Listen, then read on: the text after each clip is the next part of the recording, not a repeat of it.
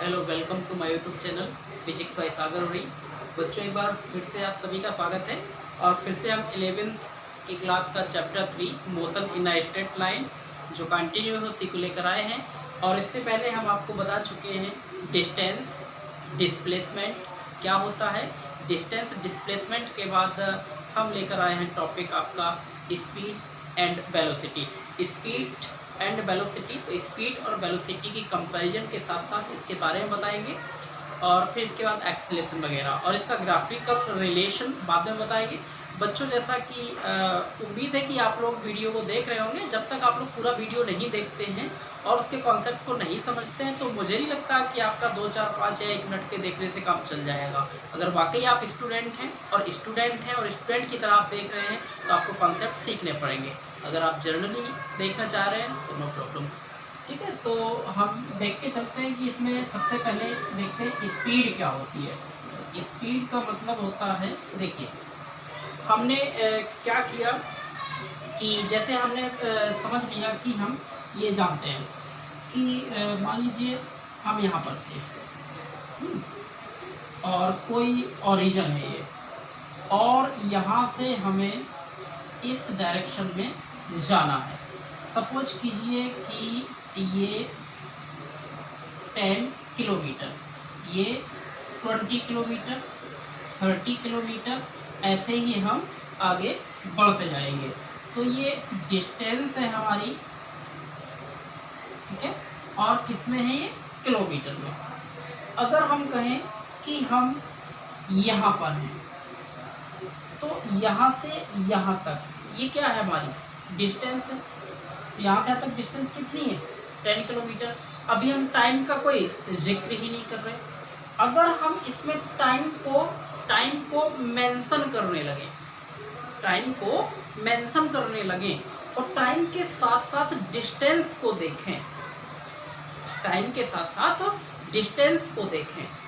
तो एक नई राशि निकल के आती है। जैसे हम कहें कि यहाँ से यहाँ तक पहुँचने में हमें 1 घंटा टाइम लगा, मतलब 10 किलोमीटर डिस्टेंस कवर करने में 1 आवर टाइम लगता है। 10 किलोमीटर दूरी कवर करने में 1 घंटा टाइम लगता है।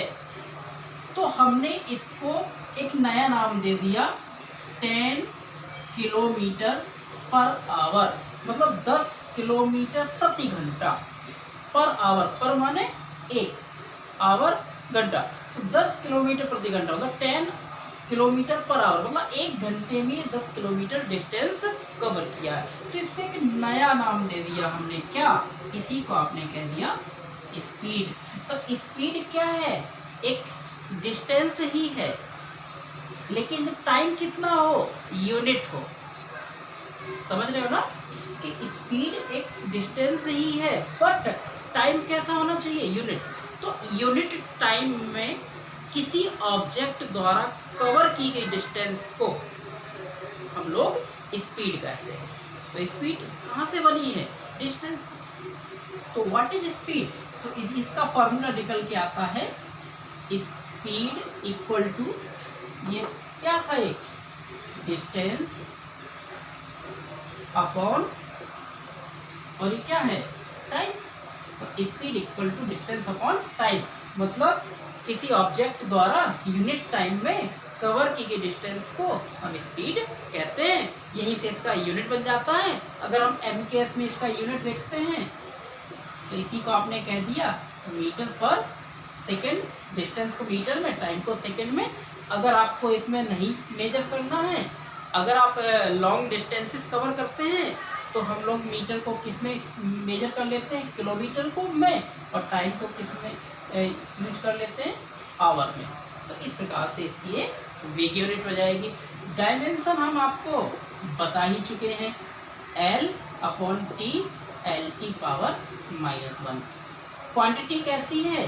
स्केलर। क्यों? हमें इसमें डायरेक्शन मेंशन करने की कोई आवश्यकता नहीं होती है, इसलिए कैसी क्वांटिटी है? स्केलर है। ठीक है, तो हमने बताया था। तो इसमें आप क्या ले रहे हैं? टाइम के बराबर।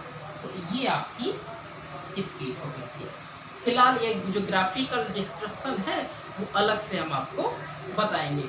तो जनरली आप क्या पढ़ रहे थे, स्पीड, और स्पीड का जिक्र तो आप कक्षा 6 से ही स्टार्ट कर देते हैं, शुरुआत में रटाया जाता है, बट स्पीड आप समझ गए होंगे कि अगर टाइम को यूनिट माना जाए तो जितनी यूनिट टाइम में जितनी डिस्टेंस कवर होती जाएगी वो इसकी स्पीड बनती जाएगी। लेकिन इसको मेजर करने की और चीज़ देखिए, हम चलते हैं स्पीड के बाद यूनिफॉर्म स्पीड।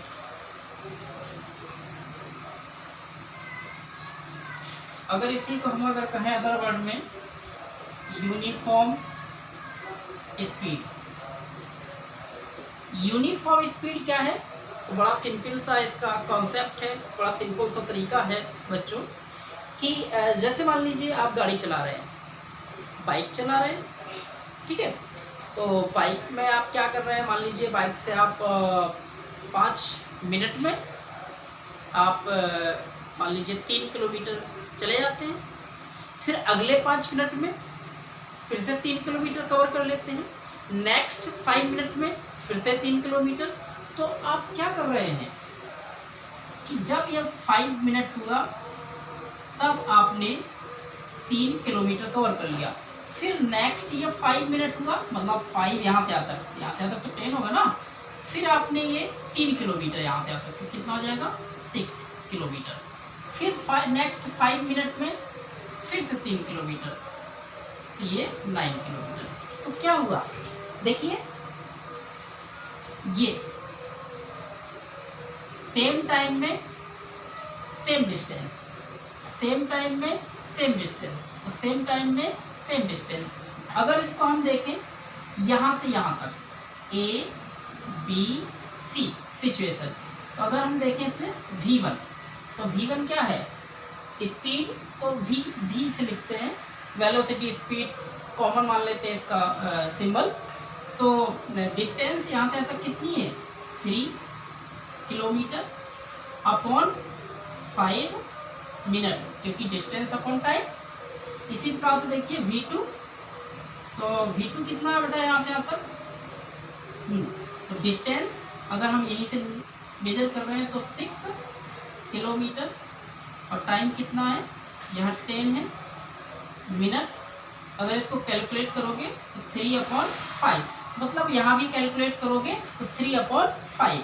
ठीक प्रकार से क्या हो गया, ये लाइन एक सीधी रेखा हो गई, स्ट्रेट लाइन हो गई। स्ट्रेट लाइन ही किसको बता रही है, यूनिफॉर्म स्पीड, एक समान चाल। तो यूनिफॉर्म स्पीड कब मिलती है, जब सेम टाइम इंटरवल में सेम डिस्टेंस वो कवर करता जाता है, तो उसकी स्पीड को हम कहते हैं यूनिफॉर्म स्पीड। इसके आगे देखिए, अगर आ जाए कि नॉन यूनिफॉर्म स्पीड क्या है, बहुत सिंपल केसेस है ये, no problem. Non uniform speed, non uniform, इसका मतलब है कि एक समान स्पीड नहीं है, एक समान चाल नहीं है। तो नॉन यूनिफॉर्म क्या है कि मान लीजिए कि हम पहले 5 मिनट में 3 किलोमीटर गए, अगले 5 मिनट में हम 2 ही किलोमीटर जा पाए, फिर अगले 5 मिनट में फिर हम पता चला 4 किलोमीटर चले गए। तो भले ही टाइम हमारा सेम लगा, लेकिन डिस्टेंस हमने सेम कवर नहीं की, मतलब सेम टाइम में हमने डिस्टेंस को अलग अलग कवर किया, तो ये यूनिफॉर्म स्पीड तो नहीं हो सकती। तो क्या माना जाएगा, नॉन यूनिफॉर्म स्पीड, असमान चाल। तो जब टाइम इंटरवल भले ही सेम हो लेकिन उनके कवर्ड डिस्टेंस सेम ना हो, तो उसको नॉन यूनिफॉर्म स्पीड कह देंगे। ठीक है, तो इस प्रकार से आ जाएगा ये। आगे देखें, हाँ, इसमें एक आप नोट समझ सकते हैं कि अगर कोई बॉडी, अगर कोई ऑब्जेक्ट या पार्टिकल मोशन कर रहा है, क्या कर रहा है, मोशन, तो उसकी स्पीड कभी भी उसकी स्पीड 0 नहीं हो सकती, कभी भी उसकी स्पीड नेगेटिव नहीं हो सकती। स्पीड ऑलवेज पॉजिटिव होती है। क्यों, speed measured by distance always positive. ठीक है, तो ये चीज़ आप समझ रहे होंगे। अब इसमें जो मुख्य टॉपिक चलता है, ये तो फार्मूला आपके सामने है ही है, वो है आपका एवरेज स्पीड।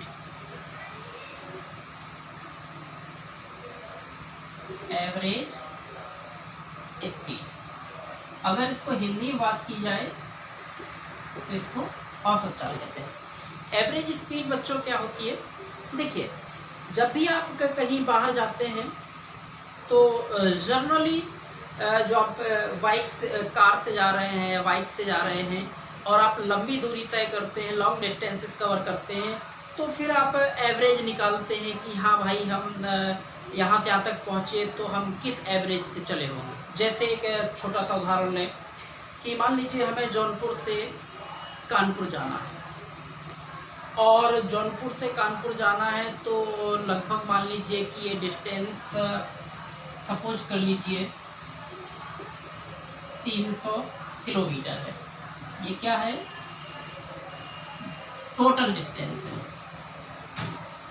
टोटल डिस्टेंस है। और मान लीजिए कि जब आप इस पे जा रहे हैं और आपको मान लीजिए टोटल टाइम इंटरवल है वो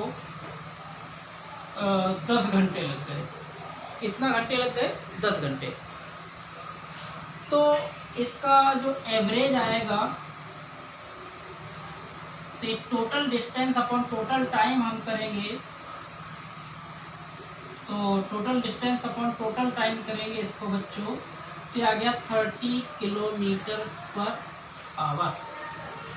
तो क्या आप ये कह सकते हैं कि हम अपनी कार की स्पीड 30 किलोमीटर पर आवर चलाए हैं, मतलब हर एक घंटे में हमने 30 किलोमीटर की डिस्टेंस कवर की है लगातार? तो ये पॉसिबल नहीं है। ये पॉसिबल क्यों नहीं है? क्यों? क्योंकि कहीं कहीं आपको ट्रैफिक मिलेगा, कहीं आपको खाली सड़क मिलेगी, कहीं पर ब्रेकर्स मिलेंगे, तो कहीं पर आपको गाड़ी की स्पीड आपको कम करनी पड़ेगी, कहीं गाड़ी की आपको स्पीड ज़्यादा करनी पड़ेगी। तो जैसा सिस्टम होगा वैसा आप कार्य करेंगे। हो सकता है कि आपने 50 किलोमीटर को मात्र 30 मिनट में कवर कर लिया। हो सकता है कि अगले 50 किलोमीटर कवर करने में आपको 2 घंटे लग गए हो, ठीक है। हो सकता है कि अगले 100 किलोमीटर आपको कवर करने में मात्र 2 घंटे लगे हो। हो सकता है अगले 100 किलोमीटर कवर करने में आपको 3 घंटे लगे हो। तो कहने का मतलब है आपकी यहाँ पर डिस्टेंसेस और टाइम अलग अलग हैं, तो उनकी वेलोसिटीज भी या उनकी स्पीड भी अलग अलग आएंगी। अब हमने क्या किया, इन सारे टाइम्स को, सारी डिस्टेंसेस को ऐड करके और उनको अपॉन करा दिया, मतलब डिवाइड करा दिया, तो हमें इनका क्या मिल गया, एक एवरेज। अब हम कह सकते हैं कि हम हर एक घंटे में 30 किलोमीटर चले होंगे, तो हमने 300 किलोमीटर की डिस्टेंस को 10 घंटे में कवर कर लिया। इसका मतलब हम हर एक घंटे में 30 किलोमीटर चले, जबकि वास्तविकता ये नहीं है, लेकिन बताते हम ऐसा ही, जो हमारा एवरेज है, क्योंकि ढेर सारी क्वांटिटीज को हमने एक वैल्यू में मेजर कर दिया, किसको हम क्या कहेंगे, एवरेज स्पीड। तो एवरेज स्पीड का फॉर्मूला क्या बन गया, तो एवरेज स्पीड का यही आपको कह दिया जाए तो ये हो जाएगा average speed equal to total distance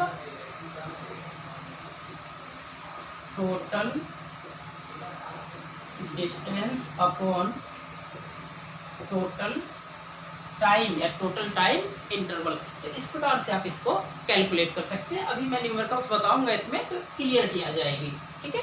तो ये आपका हो गया एवरेज स्पीड। अब इसमें बहुत ही इंपॉर्टेंट चीज़ आती है, इंस्टेंटेनियस स्पीड क्या होती है। ये ज़्यादा इंपॉर्टेंट है, क्योंकि आजकल जनरली इसी की बात करते हैं, इसी को जर्नल स्पीड भी कहते हैं, उसी को इंस्टेंटेनियस स्पीड कहते हैं। तो देखिए ज़रा इसको कैसे हम इसको डिफाइन करते हैं। तो नेक्स्ट हेडिंग क्या है आपकी, इंस्टेंटेनियस।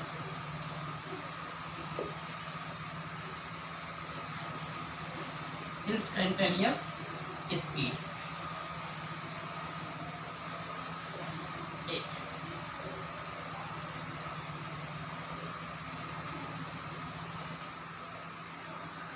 Instantaneous speed.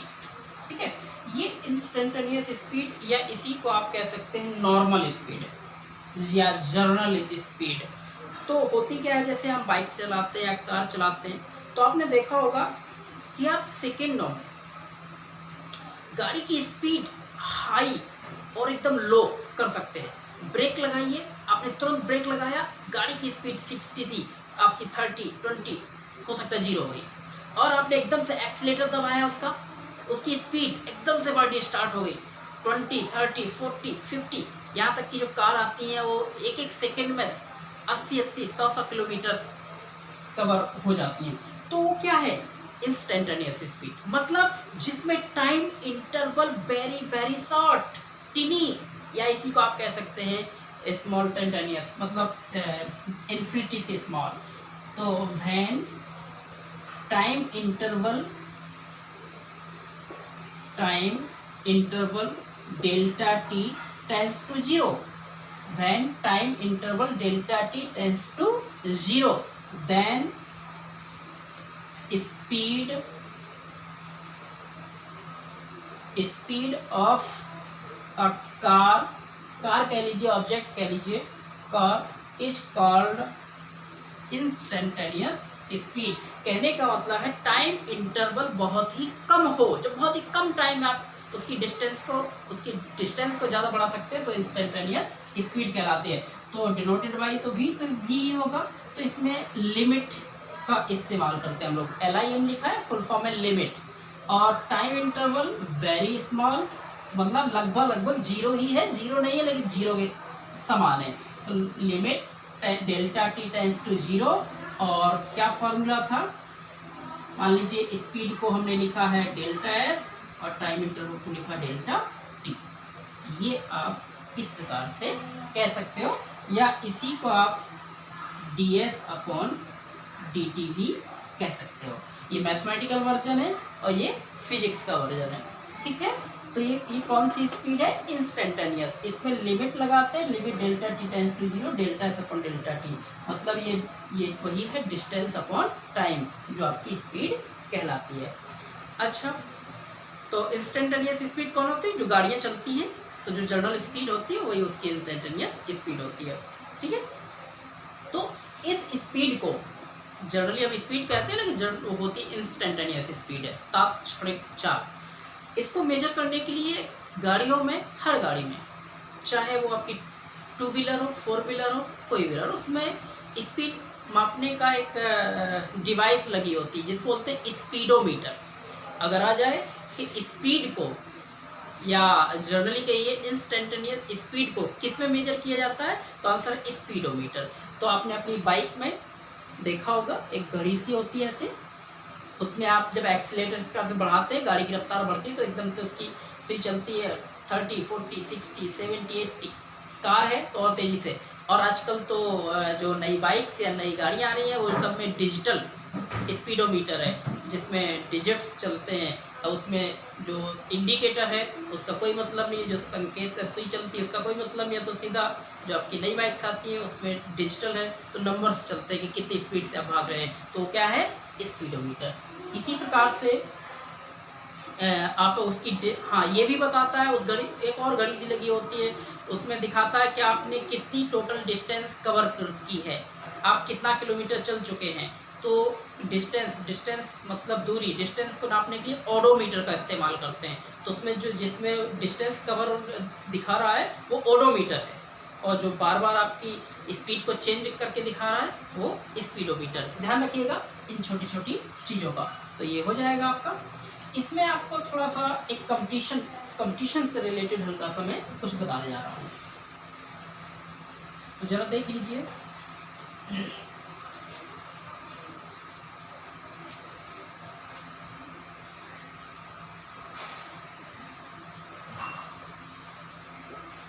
ये कुछ कंपटीशन से रिलेटेड चीज़ें हैं जो आपको समझनी चाहिए, क्योंकि जो बच्चे एग्ज़ाम देने वाले हैं, चाहे नीट का हो, चाहे IIT मेंस का हो या अदर्स हो, उसमें ये टॉपिक से कुछ ज़रूर क्वेश्चंस आ जाते हैं। तो जैसे मान लीजिए कि कोई कार है या कोई पार्टिकल्स है, वो v1, v2, v3 and so on भी हो सकती है, वेलोसिटी से चल रहा है और उसमें वो s1, s2, s3 डिस्टेंस को कवर कर रहा है। मतलब उसकी स्पीड कितनी है, जब उसकी स्पीड v1 है तो उसने डिस्टेंस s1 कवर की, स्पीड v2 तो डिस्टेंस s2, स्पीड v3 से चला तो डिस्टेंस s3 कवर की है। ठीक है, तो उसकी एवरेज स्पीड क्या है, क्या फाइंड करना हमें, एवरेज। एवरेज को आप ऐसे भी लिख सकते हैं और ऐसे भी लिख सकते हैं। तो एवरेज स्पीड को फाइंड करना है। तो आप देखिए स्पीड में तीन चीजें होती हैं, speed equal to distance upon time, speed distance time. इसमें यहाँ पर केवल दो ही क्वांटिटीज का वो जिक्र कर रहा है, स्पीड का और डिस्टेंस का। टाइम उसने कहीं भी मेंशन नहीं किया। तो इसका मतलब है कि अगर उसने टाइम को मेंशन नहीं किया तो टाइम को हम भी मेंशन नहीं करेंगे। अगर टाइम आएगा तो उसको हम किसी ना किसी टर्म में हटा देंगे, उसके स्थान पर उसको रिप्लेस कर देंगे। ये आपको समझना है कॉन्सेप्ट में। तो देखें, तो हम लोग चलेंगे इस पर VAV, एवरेज स्पीड अभी पढ़े आप, total distance upon total time. तो टोटल डिस्टेंस मान लीजिए S1 plus S2 plus S3 और भी होती, ऐड करते जाते, अपॉन टोटल टाइम। तो हाँ, इस average speed equal to total distance upon total time. मान लीजिए कि पहले T1 टाइम लगा होगा, फिर T2, फिर T3 एंड सो ऑन होता। तो अब फॉर्मूला तो ये है, इसमें ये निकाल रहा है, ये दो आ चुके हैं, इन दो में इसका जिक्र तो है बट इसका कहीं जिक्र नहीं, तो इसी को रिप्लेस करना, जिसका जिक्र नहीं उसी को रिप्लेस करना है। ठीक है ना। तो हम फॉर्मूला अभी जस्ट बताए थे V equal to S upon T, तो हमें रिप्लेस T को करना, तो T यहाँ आ जाएगा, T equal to S upon V हो सकता है ना, बिल्कुल। तो देखिए एवरेज वेलोसिटी हो गया S1 plus S2 plus S3 upon T1 की जगह क्या आएगा, S1 अपॉन V1, T2 की जगह S2 अपॉन V2, समझ पा रहे हैं ना यहाँ से, और इसकी जगह S3 अपॉन V3 लीजिए।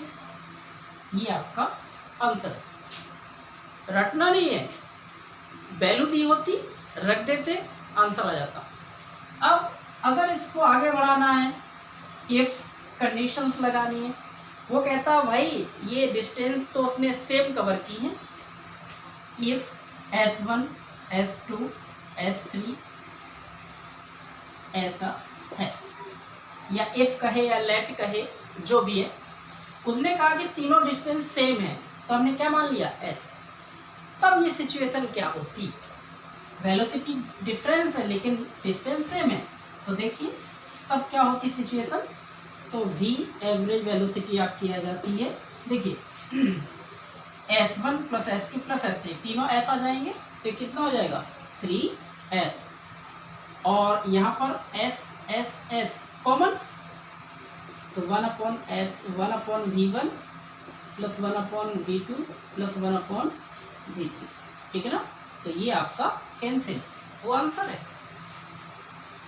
समझ पा रहे ना। तो इस प्रकार से ये आंसर है। फॉर टू स्टेप, अगर ये S1 S2 V1 V2 V3 ना होकर V1 V2 तक कहता, तब इसको हम ऐसा करते VAV। अगर दो स्टेप है तो 2 आता, तो 1/V1 प्लस 1/V2। अगर इसको हम कैलकुलेट कर लेते एलसीएम लेकर, तो ये हो जाता 2V1 V2 upon V1 plus V2। ये आया हुआ है आपका IIT मेंस से लेकर नीट में, इस प्रकार से पूछा गया है, तो टफ नहीं है। इसी का दूसरा कॉन्सेप्ट देखिए, ये V1 V2 V3 S1 S2 S3 का जिक्र किया था। अगर यही जिक्र किया होता V1 V2 V3 और यहाँ पर टाइम दे देता T1 T2 और T3, तब देखिए क्या हो जाता।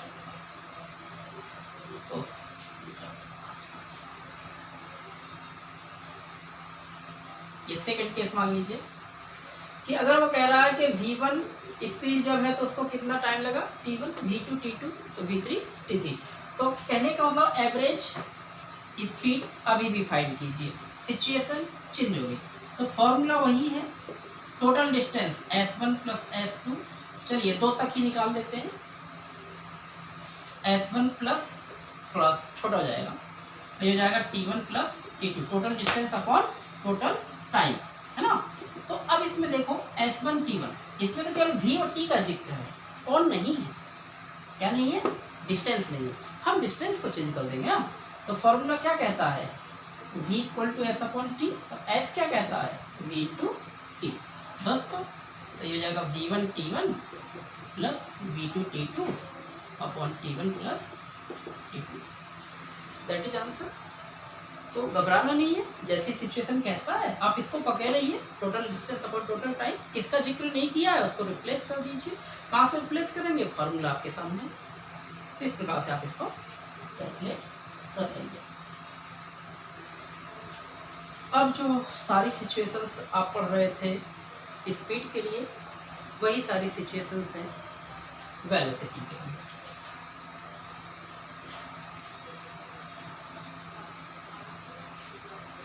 तो स्पीड और वेलोसिटी में डिफरेंस क्या है,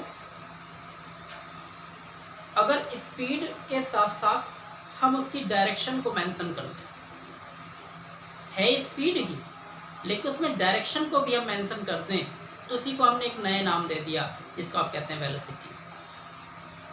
या ऐसा कह लीजिए कि the magnitude of velocity is called speed, मतलब वेलोसिटी के मैग्नीट्यूड को आप स्पीड कह सकते हैं, और स्पीड के साथ डायरेक्शन का जिक्र कर दीजिए तो आप वेलोसिटी कहते हैं। अलग नहीं है, थोड़ा सा डिफरेंस हो सकता है लेकिन बहुत नहीं।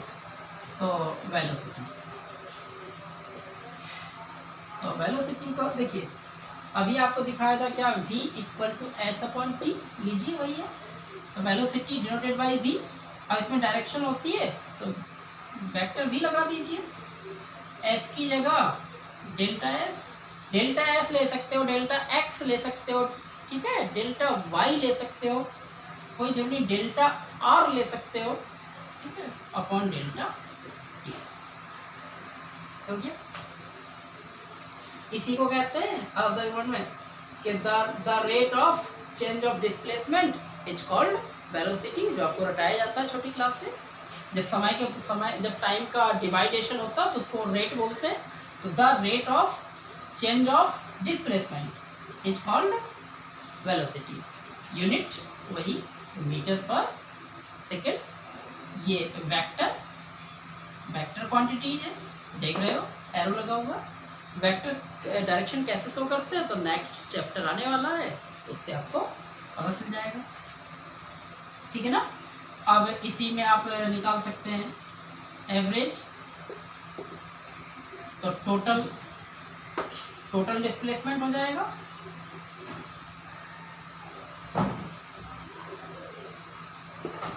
Total displacement upon total time interval.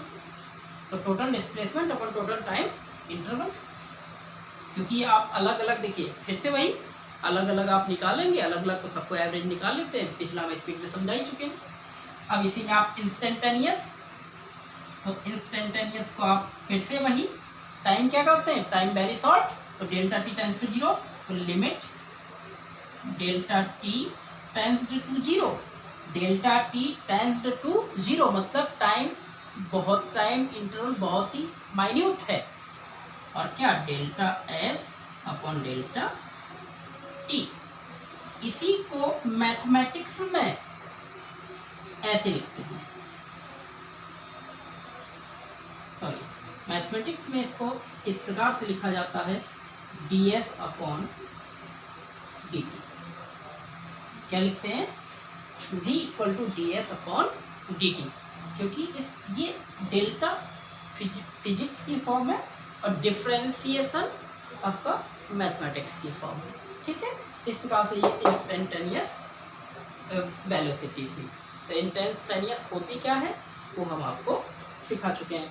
Mathematics में थोड़ा सा यूज होता है एक अलग टाइप का सिस्टम, तो हम आपको बता देते हैं।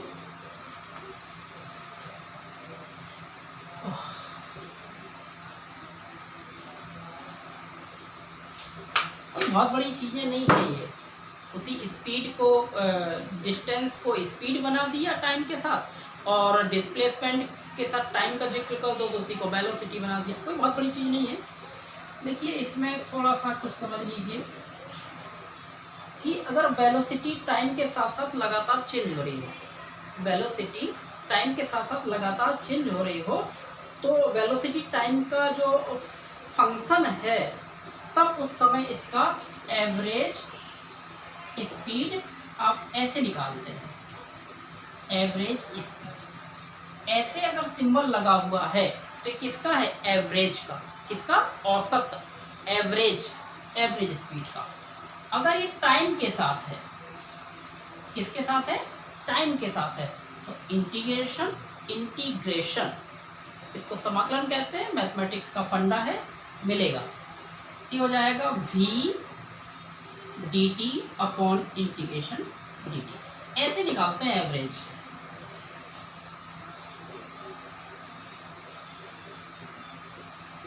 ये क्या? एवरेज वेलोसिटी, मैथमेटिक्स फॉर्म है ये, समझ लीजिएगा, आगे काम आएगा बहुत। और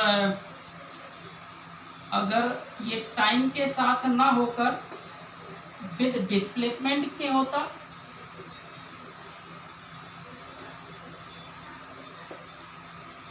ठीक है, तब इसको ये एवरेज स्पीड तो एवरेज वेलोसिटी और इंटीग्रेशन v किसके साथ है? डिस्टेंस के या डिस्प्लेसमेंट के साथ, अपॉन इंटीग्रेशन किसका? इसी।